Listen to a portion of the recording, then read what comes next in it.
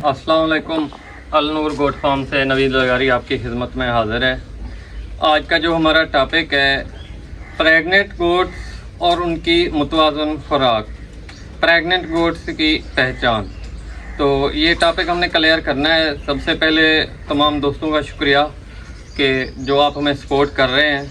उसके बाद हमारी कोशिश ये होती है कि आपको बिल्कुल एक्यूरेट इन्फॉर्मेशन दी जाए जिसमें कोई शक व शुबा ना हो, और पर अपने प्रैक्टिकल लाइफ से जो चीज़ हमारे गुजरी हुई होती है और 100 में से 100% नताइज होते हैं वही आपको बताते हैं। हमारा जो एड्रेस है तहसील जोतई, ज़िला मुजफ्फरगढ़, कंटेंट नंबर 0302 530 90 31। चलते हैं अपने टॉपिक की तरफ। प्रेग्नेंट गोट्स की खुराक और मुतवाज़ी खुराक। देखें फ्रेंड्स, कभी भी आप ये देखें, जब आपकी बकरी, कभी भी हमारी गोट्स जब भी बच्चे डिलीवर करती है, हम देखते हैं कि या तो वो वीक हो जाती है जैसे ही बच्चे पैदा करती है, या उसके बाद हरगिज़ अमूमन हमारी गोट्स जो हैं वो ज़ाया हो जाती हैं। उसकी रीज़न क्या है कि हम अपनी गोट्स की कभी भी केयर नहीं करते। जब तक हम अपनी गोट्स की केयर नहीं करेंगे उस वक्त तक हम इस काम में कभी भी कामयाब नहीं होंगे। आज हम टैडी पोर्शन में अल्हम्दुलिल्लाह, ये मेरी गोश्त ठहरी हुई है, ये हमारा टैडी पोर्शन है। तो इसमें अल्हम्दुलिल्लाह जितनी भी गोट्स हैं इस वक्त सारी की सारी प्रेग्नेंट्स हैं, और मेरी कोशिश होती है प्रेग्नेंट गोट्स अलग हों और जो हमारी गैर हमला गोट्स होती हैं वो अलग हों और छोटे बच्चे अलग हों। ये फार्मिंग का मेन असूल है।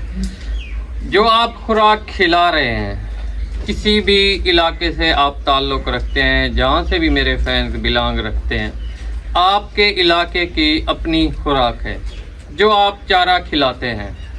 अब आगे बात आती है मुतवाज़ी खुराक की। ये मेरे सामने, मेरे पीछे आप देख सकते हैं, ये खुराक खा रहे हैं। हम इसे अपनी मादरी लैंग्वेज में हर दाल बोलते हैं। ये मुझे नहीं पता कि आपकी मादरी लैंग्वेज में इसे क्या बोलते हैं। इसका भी फ़ायदा जो है 100 में से 50 से 60% है, जो बिल्कुल सिंपल सी सादा सी बात है। 100 में से 50 से 60% है, क्योंकि इसके ऊपर अभी फली नहीं लगी। तकरीबन 20 दिन अभी रहते हैं। अब हमारे पास जंतर भी ऐसा ऐसा कम हो गया है, बल्कि ख़त्म हो गया नहीं है बिल्कुल। तो आते हैं मुतवाज़ी खुराक की तरफ। जो हमारी नॉर्मल बकरियां हैं वो यही खुराक खा रही हैं। मुतवाज़ी खुराक में जब हम आते हैं उसमें ये होता है कि जो हमारी प्रेग्नेंट गोट्स होती हैं, आपकी भी जितनी प्रेग्नेंट गोट्स हैं, आप उन्हें चारा फुल पेट भर के खिलाएं, जो भी मौसम के मुताबिक खिला रहे हैं। अब मुतवाज़न उस वक्त हम उनको खुराक देते हैं रात के टाइम।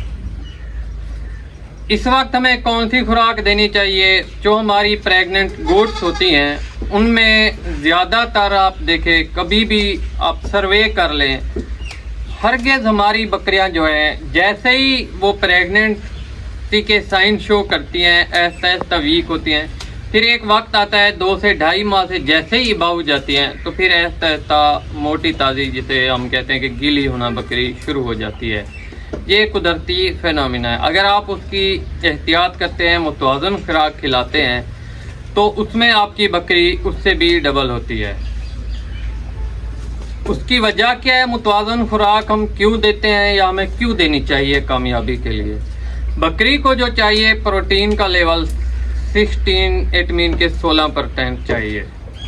तो 16% में ये जो चीज़ हम खिला रहे हैं, इसके पास तकरीबन प्रोटीन का जो लेवल है तकरीबन 8 से 7% है, बाकी 8% रहता है। वो हमने जो प्रेग्नेंट गोट्स हैं उनके लिए कंप्लीट करना है कि उनको हमें 16% मुतवाज़न खुराक जो चाहिए या प्रोटीन का लेवल। उसमें हमारे पास आता है गंदम का दलिया, मकई का दलिया, काले चने का दलिया, और लास्ट में चोकर, राइस पॉलिश आपको आसानी से मिल जाती है, वो भी आप इस्तेमाल कर सकते हैं।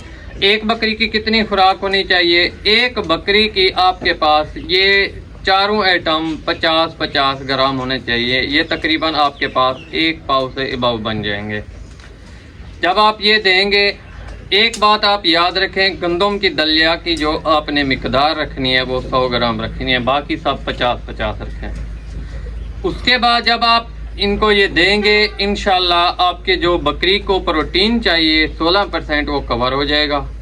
और ये नहीं जानते हम कि बच्चे बकरी के पेट में कितने बच्चे हैं, वो भी अल्हम्दुलिल्लाह बिल्कुल सेफ होंगे। और उनको उनकी मुतवाज़न खुराक जैसे ही मदर को मिलती है तो बच्चों को भी मिलना शुरू हो जाती है।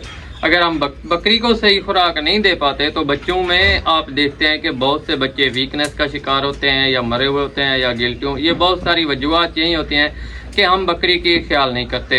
हरगिज़ गिल्टी वाले बच्चे जो पैदा होते हैं वो नमकियात की कमी की वजह से होते हैं।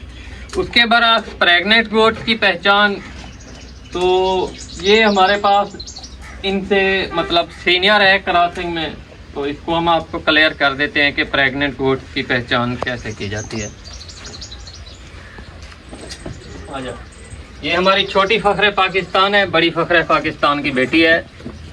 तो अब हमने इसकी करनी है कि पहचान। अब ये हमारे पास जो है प्रेग्नेंट है अल्हम्दुलिल्लाह, आई थिंक कोई 1 माह से अबव है। सबसे पहली जो निशानदेही है 1.5 माह के करीब ये प्रेग्नेंट है। जैसे ही इसे 20 दिन से अबव हुए हैं ऐसा ये वीक होना शुरू हो गया है। अब जैसे ही दूसरा मंथ स्टार्ट होने वाला है इसकी भराई होना शुरू हो गई है, गीली होना, जिसे आप कहें कि बकरी मोटी होना शुरू हो गई है। पहली निशानदेही यही खम वाली, ऐसा खम आना शुरू हो गया है इस जगह से। और ये जो है बड़े पेट वाली बकरी बनने वाली है, जिस तरह इसका पेट अंदर की तरफ नहीं होगा, बाहर की तरफ होगा। ये आपको मुकम्मल तरीके से नज़र आ रही होगी कि ये प्रेग्नेंट है। और जो दूसरी निशानदेही होती है तीसरे दिन छठे दिन इसने भी स्पर्म बैग रिलीज़ किए थे। उसके बाद इसने किसी भी किस्म का कोई मवाद नहीं गिराया। तो कभी भी मैंने अपने फार्म के ऊपर अल्ट्रासाउंड, ना ही हमारे पास ये सहूलत मैसर है।